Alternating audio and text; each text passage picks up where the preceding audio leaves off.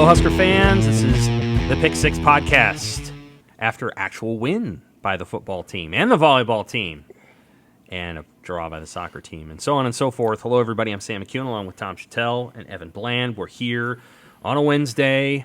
It's midweek. Nebraska beat Northern Illinois 35-11. We have a quarterback competition, perhaps a controversy. Evan's going to be the third-string running back this week for Nebraska.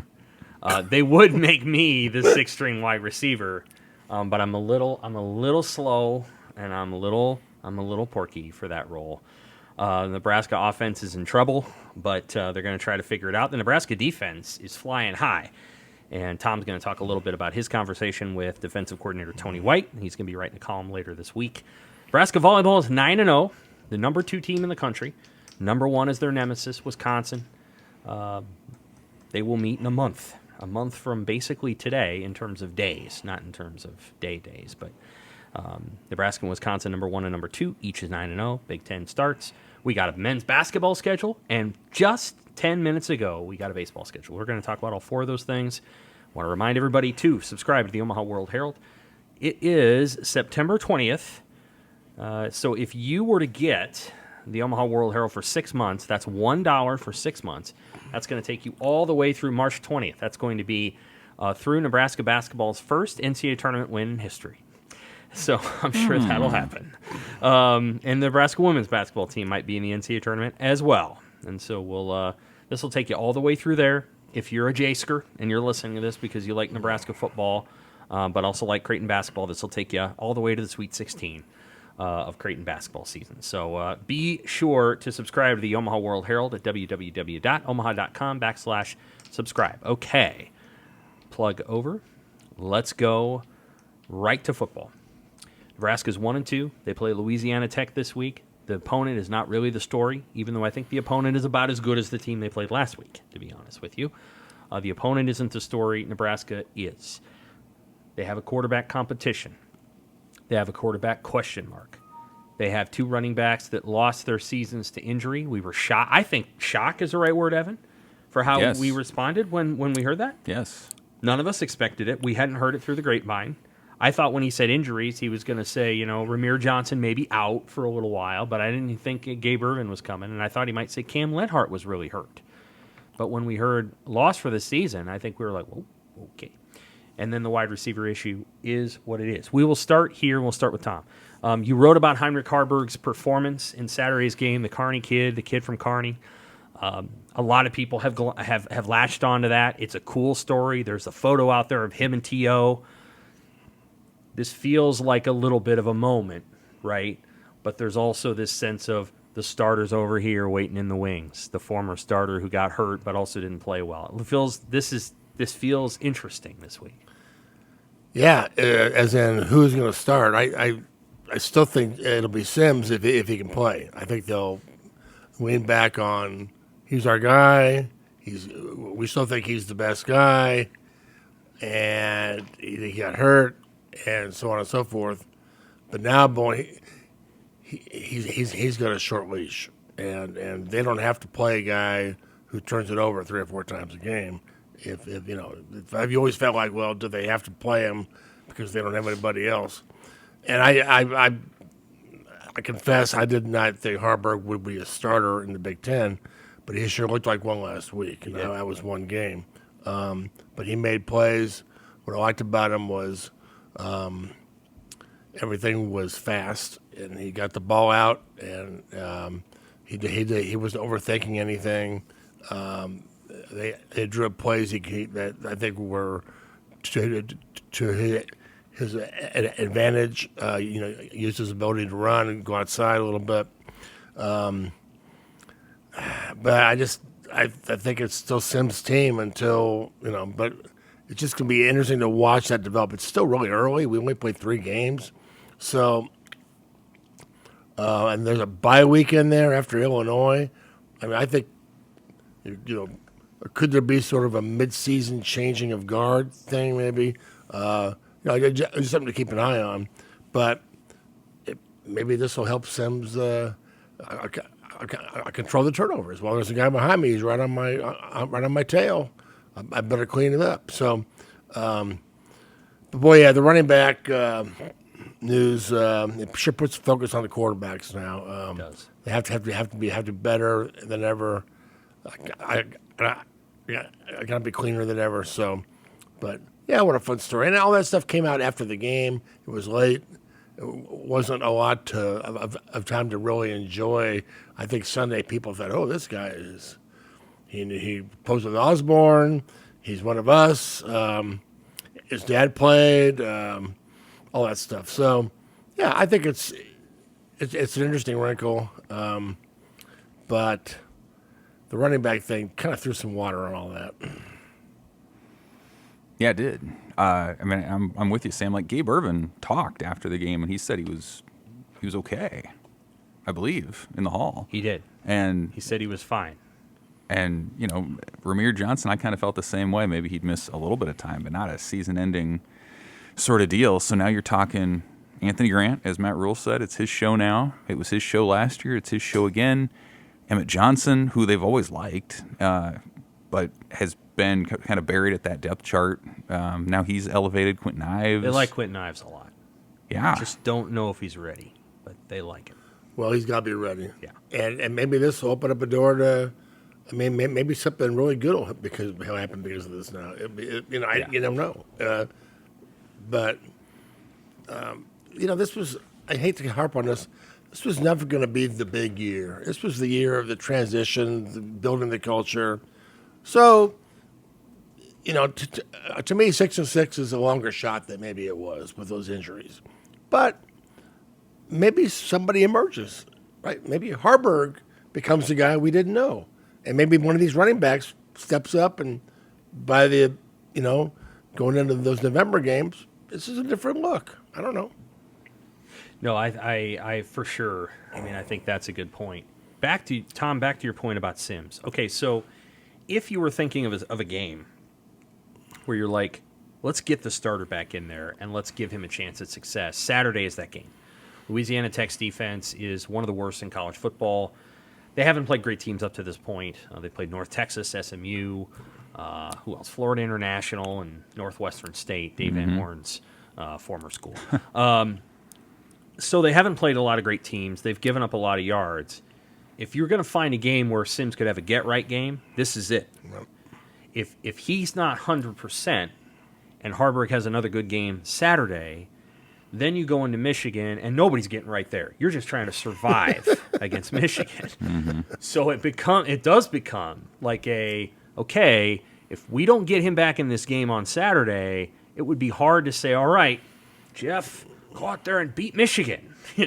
That's hard. That's a hard thing to ask of, by the way, a defense that's giving up 5 points a game. They're the number one scoring defense, and I think the number one total defense in the country. And so you can't envision a situation where a guy that's been out for 2 weeks, rusty, comes back in and says, all right, we're going to get it going. That's hard. So that's what I'm thinking about. I'm always thinking about how are you going to, can you win this weekend? Well, sure, they're going to focus all their energy on winning because they need every win possible. But then you're thinking, okay, how do we go into the following week? And we'll get to this point now. And we'll get back to the wide receivers in a second. Nebraska has a defense that, in theory, could keep it in every game, including Michigan. If you've got that kind of defense, you have a chance. How has that defense maybe changed our opinion about this season already? A lot, because we didn't. I think you two thought before the season it was going to be a good defense. It was going to help. It was going to be there. But I don't think any of us thought it would be like this. Sure. Where it can control the game. It can get other offenses off the field at 1, 2, 3. But I didn't realize until yesterday. It's not like a no-name defense, but there aren't a lot of stars. That's right. And so, I didn't realize until yesterday at the Tony White press conference that they've been using so many players. They've actually been bringing guys who have been running in off the scout team and guys who have been working their way up, and and they've earned plays, so they play them, and that's a different look for Nebraska football. They don't, I mean, not since way back when, have they really emptied the bench and the guys were as good. So Sue used to play 70 snaps a game. That's a Never came off the field. That's a really cool deal, and if you can get the starters to still buy in when they're not playing as much, I really think Tony White is a potential star coordinator. I mean, he's got that look. I happened to talk to him yesterday. You know, I always have a San Diego angle, so I know he was at San Diego State for a while, so I wanted to talk to him about San Diego stuff, and we talked for a while about that kind of stuff. But then we talked about tackling. Why is tackling so much better? Very simple explanation that I'll write about later this week, but it has to do with tackling in practice. And he noticed that they were tagging off last year. We were watching old tape last year. They were just away and would let guys run right by him. He noticed that, and that changed. That's changed a lot. Yeah. You watch these guys hit. They hit now. They wrap up. And it reminded me of the first time I saw Bob Stoops' Oklahoma's teams. They just tackled differently. Out on the perimeter, if you threw one of those screens, you weren't getting 5 yards. You were getting nothing. Right. And I love that. And so, but he also talked about scheme, and I said, I don't really I'm not a scheme guy. I'm not an X and O. I mean, all that stuff's over my head anyway. But I said I believe in talent and effort and the technique, and he talked a lot about that. And he agrees that a lot of this 3-5 stuff is overrated. But I do think it gives them a good angle. It gives them a good approach to keep people off balance. Opponents don't know where it's going to be. They're going to be lined up or how they're going to go after people. So overall, it's just a good, solid defense right now. But I like Rule's approach. There's a long way to go. There's a lot more out there. They got to get turnovers, and they can be a lot better, and they're going to have to be a lot better. 18 guys have 50 or more snaps. 23 have 25 or more snaps. 2 of the games were Nebraska was behind, or it was in a tight game, and then last week it was 14-3 with about 3 minutes left in the third quarter. Mm-hmm. This is not a hey, we're playing guys because we're blowing teams out. This is in Georgia. Right. This is legitimately they have 9 guys that have 100 snaps. 30 have seen double-digit snaps on defense. It's unbelievable. I don't think we've ever. I mean, we probably saw this in the '90s, but it's because they were ahead 63-0. Right. They had the chance to play guys. This seems really rare to me. I mean, Sue never came off the field when he played for Bo. He pretty much was on there all the time. Levante David never came off the field. These guys are coming off the field, and now maybe if they had Levante David would stay on the field, and they don't. Granted, but these guys are coming off the field. The only 2 that really aren't are Singleton and Newsom. Mm-hmm. They're pretty much not, and Omar Brown and Isaac Gifford. Those 4 kind of stay on the field all the time. They don't have as much depth in the secondary or depth that they trust. Javen Wright is listed as a safety for Pro Football Focus, but he's not playing safety. He's playing linebacker. Right. So it's been really, really good. No question about the tackling. Tackling's been awesome. I love the way they hustle. They run to the ball. And there was a drive it was in the fourth quarter where on first down it was a false start. And then on 1st and 15, Nebraska knows what they're going to do before the guy for Northern Illinois even motions to the wide side of the field. They got 2 guys loaded over there because they know Rocky Lombardi's going to roll out before the guy motions. He motions, Rocky Lombardi rolls out, and they're on top of him. He can't do anything. Second play is a little screen off to the left. Reimer misses a tackle. He did miss it. There's 6 guys there to make the play. Before, in recent years, Reimer misses a tackle, it's going to go for 10 because there's not going to be anybody else. So that play went for 3. And then on third down, Newsom makes that great play, with knocking the ball away on the third down. It was 3 very different kind of plays. One shows know-how, one shows hustle, one shows skill. And I'm like, this defense is playing at a level that I have not seen at Nebraska since maybe the Randy Gregory year. and that was because they had great players. I mean, Randy Gregory, they don't have Randy Gregory on their team. So that defense in 2013 had better players than this one. This one, I think, is just really well coordinated. And they just all seem in sync. It's really impressive. And I mean, Tony White I was saying this before the podcast. He reminds me of a 90s Husker, but he didn't have that, like, he didn't win national titles so he's a coach. Yeah. Like, he invests, you know what I mean? Like, he didn't experience all the glory as a player. But he's tough. I like this phrase about everything. He uses the phrase "on the grass" a lot, like on the field, but he calls it the grass. He just sounds like a ball coach. You know what I mean? He just, I think the guy is worth studying a little bit more. Listening to a little bit more just to find out what's going on there. But the defense, when they play, Evan, they really, it's the kind of thing where there's sort of a confidence there, and I think they kind of build off each other a little bit, and everybody's involved, and they all want to be there. You know what I mean? They all want to be on like every play. Well, it's kind of, I mean, it's just after what we've, and like the 21 defense for just for saying it, like the 21 defense had its moments where it was pretty good, but they didn't have the depth and they didn't have the consistency where it felt like pretty much any open space situation, Nebraska's made the tackle this year. They've taken guys down hard. And the other thing that the defense, like you asked Sam, how the defense sort of its rise has adjusted our expectations. I think it affects the quarterback decision quite a bit too, because if you thought going into the year that the defense was going to be so-so, then you need a guy, a big play, maybe big bust guy like Sims out there to generate those points because you're going to have to keep up. But if you have a defense that continues at the rate that this one does, then suddenly you can start to say there's a little bit more value on ball security than there is on the big play and generating points. We can play the field position game. We can, if we can put together 2 touchdown drives and maybe get a takeaway somewhere else, like that's the recipe for winning games. So I think that the rise of the defense has to factor into your decision at quarterback as well. I agree, and I think that you look at it the other way too, that, okay, if we have a guy who turns it over, our defense will clean it up.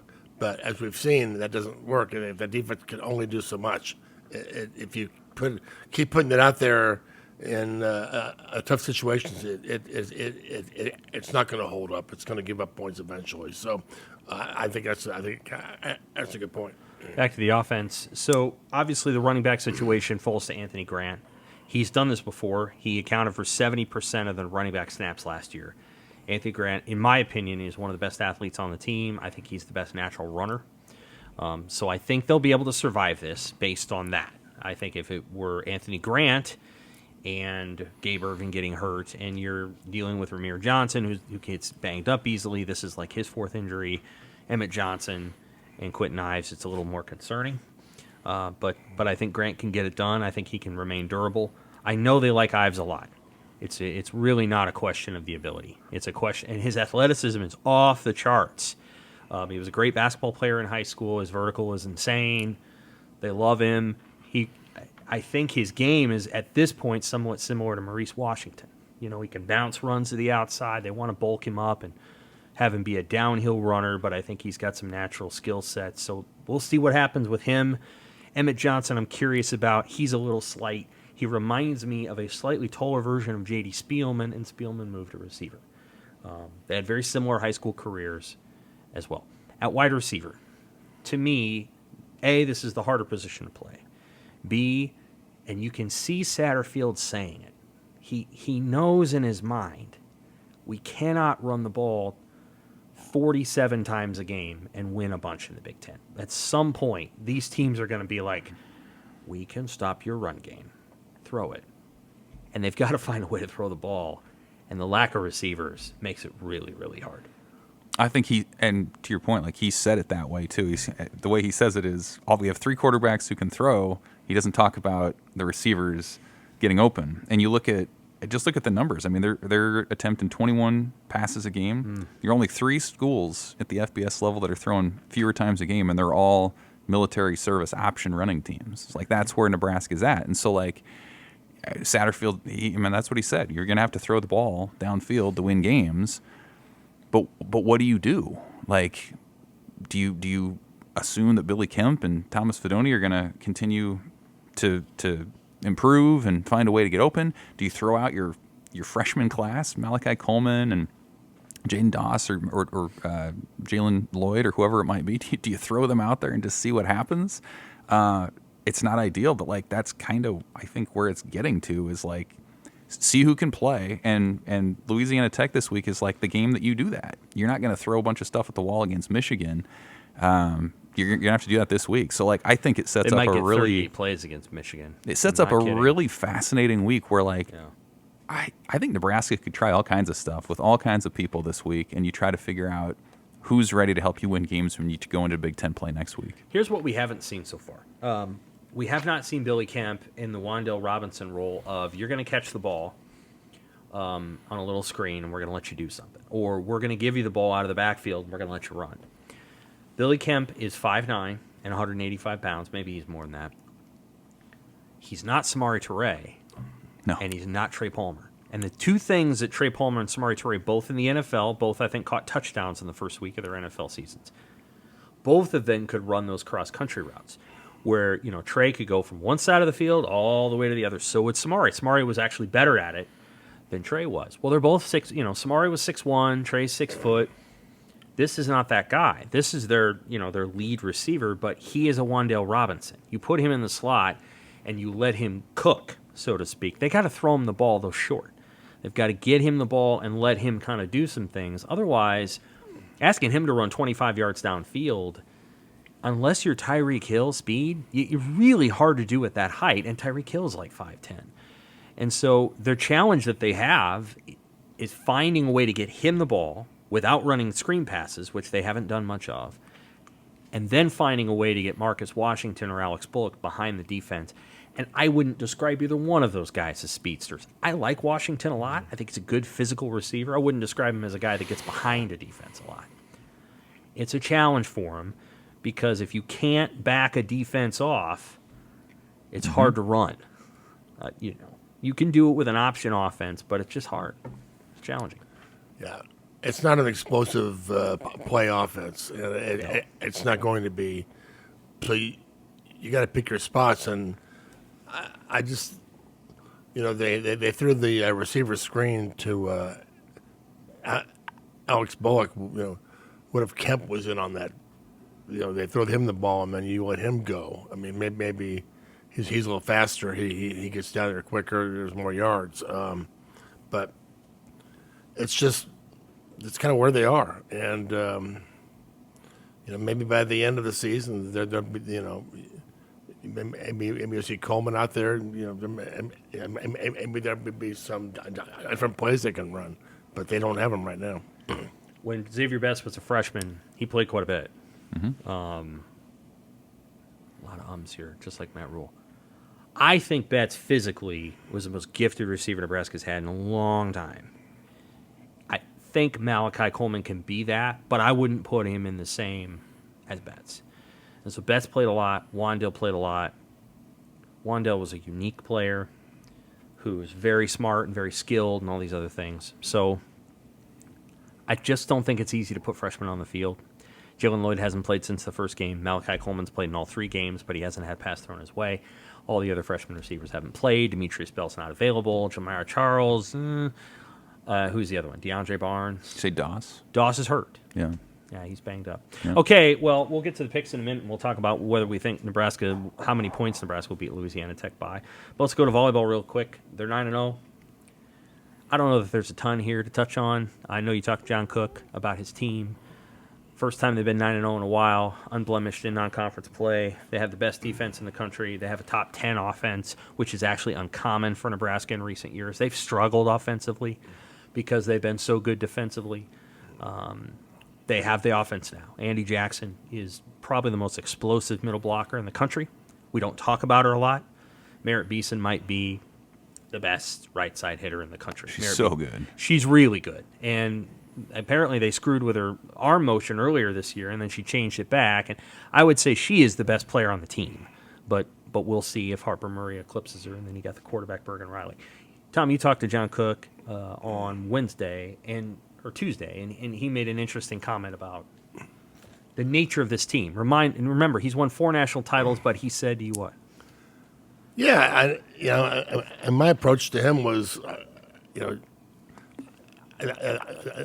this team just feels like there's something about it, and I don't know if it's. I'm not saying they're going to win the national championship, but the things, everything about them is just sort of off the charts. The stadium match and how they handled that, they were part of that. The history, all these young players handled it so well. And then they go to Stanford and they just sort of transform in front of your eyes from maybe a top 10 contender of maybe a Final Four to this team might be able to do the whole thing. By the end of the match, they played so well. They took Stanford's best shot, and the fourth set that they came back swinging, and but also that ridiculous long rally against Kentucky. I mean, it just feels like the things that are off the charts, kind of just over the top, crazy good, happen with this team, and I can't wait to see what's next. I mean, they're going into the Big Ten, the road, but it just feels like you said, they have the middle taken care of. They've got great hitters on the outsides. I felt like at the end of last year, they just kind of wore down a little bit. They had the older players, the COVID players. Totally agree. The Kenzie Knuckles injury hurts right before the Wisconsin match, but there's a freshness to this team, and Cook agreed with me on that. He said there is something different about them. He said all they want to do is they want to hang out around me. He said they follow me around. They hang out in my office. They just want to I shoot the breeze and I'll get all my stuff on the walls and hang out and talk. He said he went on the sidelines for the football game last Saturday night. They were all hanging around him, wanting to take photos. And that was really interesting. We talked about the stadium match and how they handled it. And he said he showed them video of the Bud Crawford fight, but not the fight itself, but it showed video of them every day of Bud walking into the ring with Eminem. Yeah. The music and how he carried himself. And this is your moment. This is it. And and he said he noticed Crawford was just taking it all in, soak the moment soak in, and it was the biggest fight of his life. And he challenged the players to do the same thing in the stadium match. I feel like they're doing that every match. I feel like this is a sort of a Bud Crawford mentality. This team has they're kind of ruthless. They'll take your punch and they'll come back later and be a lot stronger. So it's just like it's a team to watch. It's got something about it you can't put your finger on, but they do things that are kind of over the top. Everything is okay. What's next? I think that's really insightful. They've gotten really. I think that this recruiting class really fit their culture. Harper Murray and Bergen Riley are 2 players who have been in volleyball not only their whole lives, but have older sisters who play college volleyball. And so I think there's a little bit of an older beyond their years mentality to the 2 of them because they've watched their older sister do it. Andy Jackson is completely fresh to the sport, so that probably helps her a little bit. Becca Alec has had older siblings who have played collegiate college athletics, and Merritt Beeson's a junior, and she came here. So, I think there's a curtain maturity about this team that's unique. All right, let's move to basketball. Men's basketball. The Big Ten schedule came out. So now we know the full Nebraska men's basketball schedule for 23-24. We're not going to go over the entire Big Ten men's schedule. But I wanted to ask if you guys had any thoughts on, if you saw it, and any particular thoughts. Well, the Big Ten never gives you but they are starting with a lighter load. They didn't overdo it this year, which Agreed. hurt them last year because they were trying to figure some things out early, and they had a good Sam Griesel and Derek Walker, they're good guys. It was a good team early. They couldn't. It's too much. Every game was all these different challenges. So it's a lighter load, but the Big Ten still hits you in the mouth with the early December games. What is it, Indiana or no? At Minnesota and home for Michigan State. Okay. Minnesota's winnable. I mean, but then here comes Izzo, and That's but hard. maybe you can get Izzo early. Maybe he doesn't have everything figured out yet. So, it's a typical Big Ten schedule. I mean, you could say, well, they have this and they have that, or they don't have this but they have that. There's always something in the Big Ten. You can't escape. So, but I don't think they can never escape having to play Penn State. So they always have that game. I think it's at home this year. But the Big Ten loves them, some Nebraska, Penn State basketball. They do. You know what? Here's what's interesting is the Big Ten schedule is going to start on December 3rd, and Nebraska plays Creighton that day. So Minnesota starts their season at Ohio State, their Big Ten play on December 3rd. Then they host Nebraska. That is their two games. I think Nebraska's got a later slot because they want that Creighton game. I'm going to rattle off what happens in December because I think it's pertinent. I fully anticipate Nebraska being, 7-0 when they play Creighton. There's a game at Oregon State. Sorry for the sound of my computer. There's a game at Oregon State or against Oregon State in Sioux Falls that's going to be a home game for Nebraska. Right. Oregon State won't have any fans there, so that I think will be a huge Nebraska advantage. I think they'll be 7-0 going into Creighton. Here then is the schedule in December. December 3rd, Creighton. December 6th at Minnesota. December 10th, Michigan State. December 17th, Kansas State. If you go 2-2 in that stretch, I think you're really thrilled, right? Can they go 2-2 in that stretch? Those are three great teams in Minnesota. I don't know how good Creighton's going to be then. I know they're going to have Trey Alexander and they're going to have Kalkbrenner, and they're going to have a whole bunch of other guys who can play. But they're also going to be trying to figure things out early with some new guys with the 4 spot and Ashworth. What's he all about? But obviously Creighton's going to be a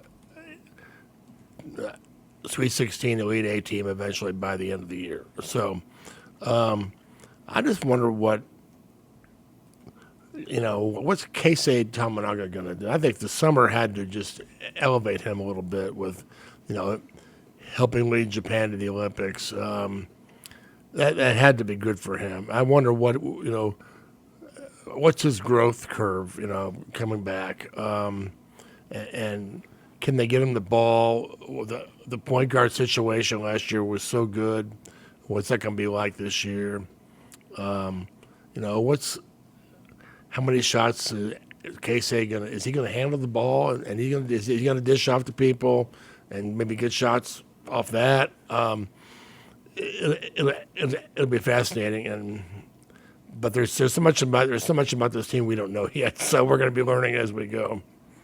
The other thing I would add, I agree with what you're saying, Sam. Like, I think that early December schedule is going to be really interesting. We'll kind of see what they're made of. I look at their home schedule to end the regular season as an opportunity to make some hay too. I mean, you've got Wisconsin at home. Michigan will be tough, but you got Penn State, Minnesota, Rutgers. Those are your home games to end the regular season. And who knows where they're going to be at that point, trying to make the the mid-level of the Big Ten tournament.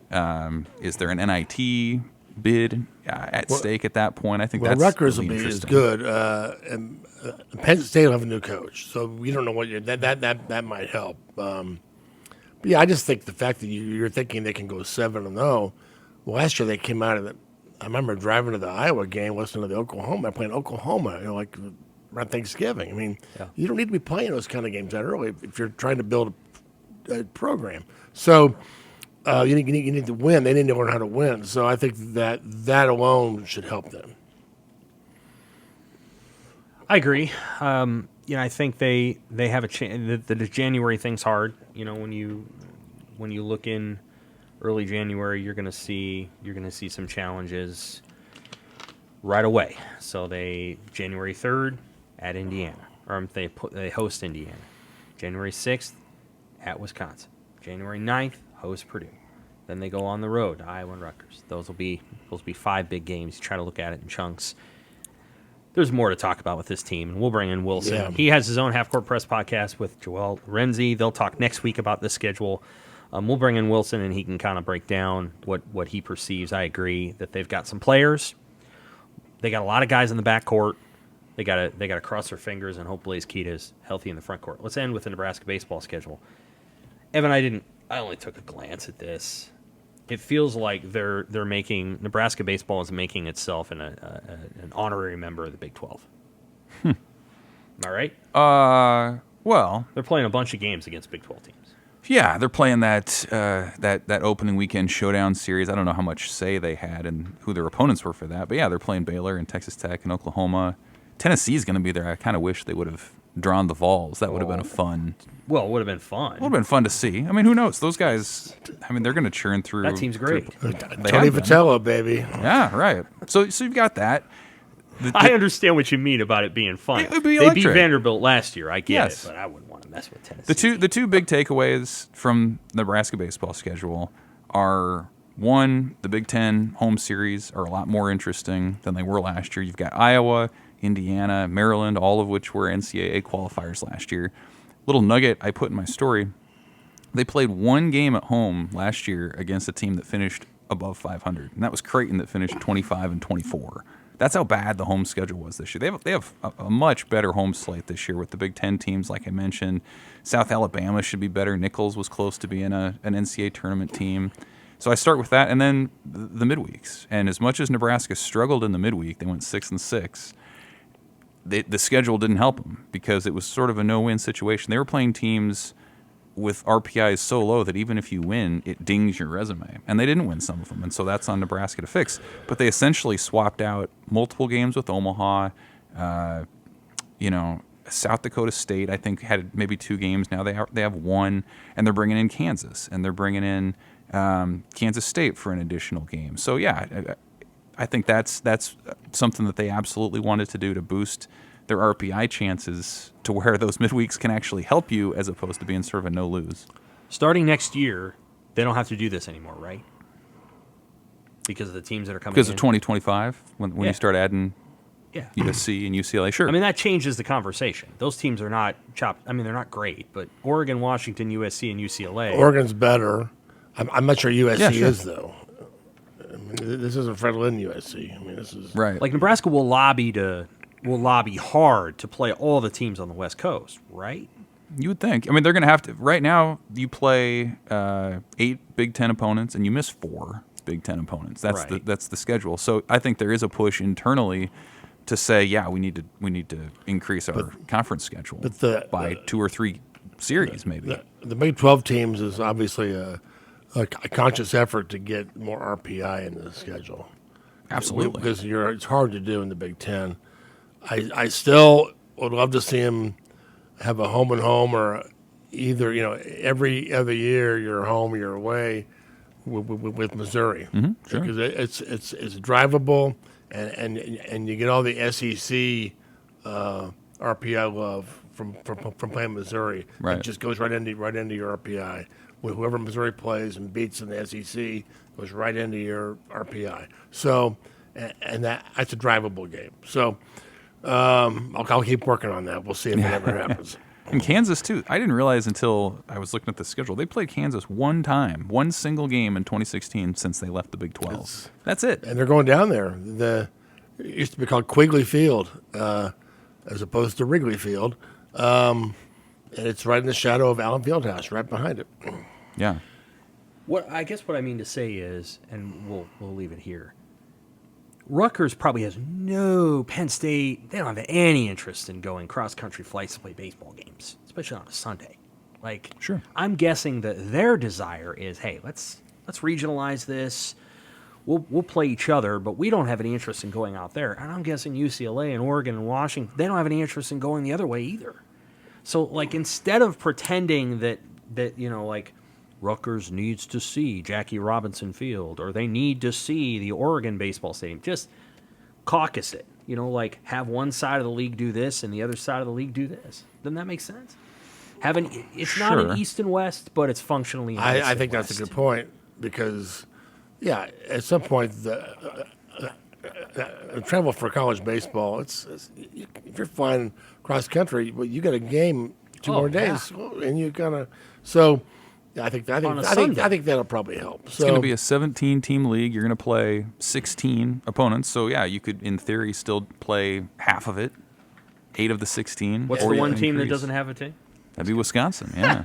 And Jackie Robinson Stadium's like the coolest stadium. I've never seen Sanford, but Jackie Robinson Stadium's amazing. So like every player should maybe see it once and go to UCLA once. But there's no reason why anyone other than Nebraska and Iowa need to go out there more than once in 4 years. And maybe by that time, college sports will figure itself out, and it'll make football its own thing, and not subject all the other sports to the wonky schedule. I love it. I don't know how that works. I don't know how they do it, but I would love to see it because Nebraska would be back in the Big 12 or the Big 8.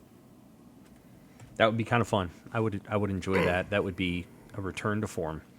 We'll see. They're having NIL hearings on Congressional Hill today. So we'll see what comes of that. Okay, it's time for the picks. This week, we've got 10 exciting games this week. 9 and then Nebraska, Louisiana Tech. Tom, you're ahead of us by 5. You're 24-6, which is actually really good. Let's be honest. He's just doing really well. It's early. Yeah, we're not doing terrible. Yeah, sure. It's early. He's doing elite. We're at 19-11. He's at 24-6. Trust Usually the process. this is where you're at, is where he's at. So he's kicking our ass. I had it. Well, speaking of kicking, I got one last week from a long kick. So. Yes, you did. Okay, here we go. And these are all really good games except for the last one. UCLA at Utah.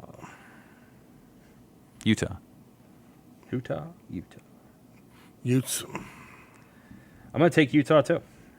I like their team. Is Ryzen playing? Yeah, he played last week. Okay. Oregon State at Washington State. These two coaches, here's my prediction, will not be there next year. They're going to get hired by somebody else because they don't have a league to go to. And they are two great coaches. Pac-2. Oregon State. Where's it at? It's in the Palouse. I'll go Wazoo. Wazoo? I'm going Wazoo. And I think it's because they're at home. I think Oregon State's a good team, though. Yeah. Oklahoma, Cincinnati. Oklahoma's done well early. Cincinnati lost last week. Oklahoma, Cincinnati. Boomer. Boomer Sooner. Yeah, OU. OU for Evan. OU for me. Florida State at Clemson. I'm taking Clemson. Florida State's going to have to prove it.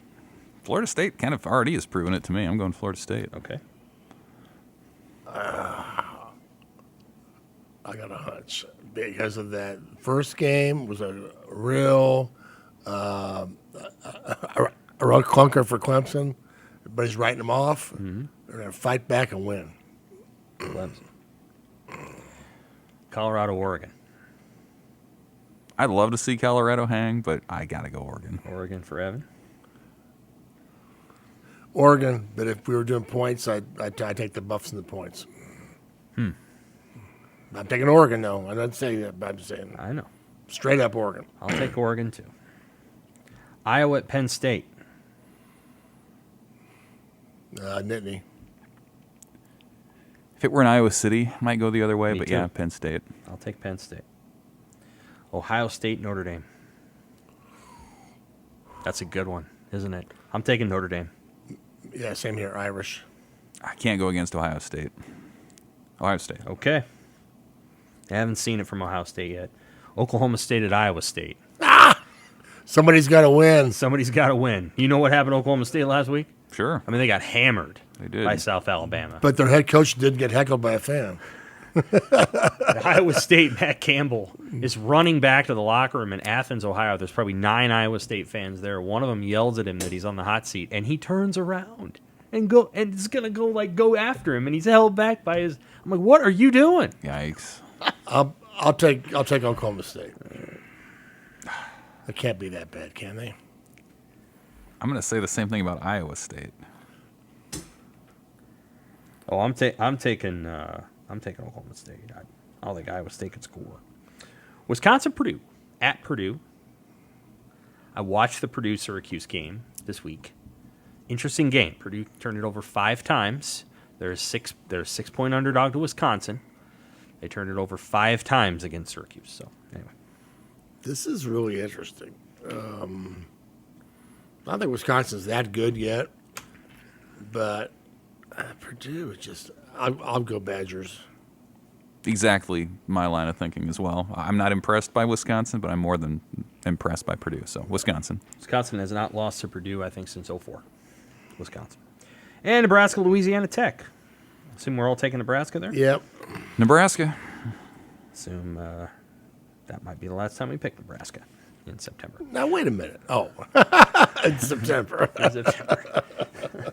We'll see what happens next week. You never know. Michigan plays Rutgers this week. I think it'll be a 21-point spread, but Rutgers is very similar to Nebraska. Very similar. I think if those two teams are on the field, it might be 9-6. Okay, that is our podcast for this week. For Tom and Evan, I'm Sam. We'll be back next week to recap Louisiana Tech and preview Jim Harbaugh coming to town. He's back. Take care, folks.